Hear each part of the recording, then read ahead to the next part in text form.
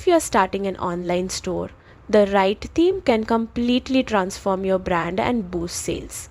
In this quick guide, I'll show you how to purchase a Shopify theme step by step.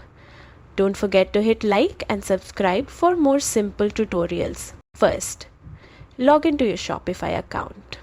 On the left-hand menu, click Online Store, then go to the Themes section.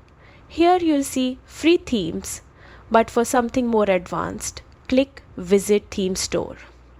Inside the Shopify Theme Store, you can explore free and paid options.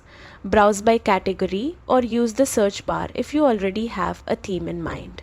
Before buying, preview the theme, check reviews, and make sure it fits your brand style and features. Once you've found the right one, click it, hit purchase, and follow the checkout process. It's fast, secure, and once complete, your new theme will be ready to customize in your Shopify dashboard. And that's it. Your storefront is ready to shine.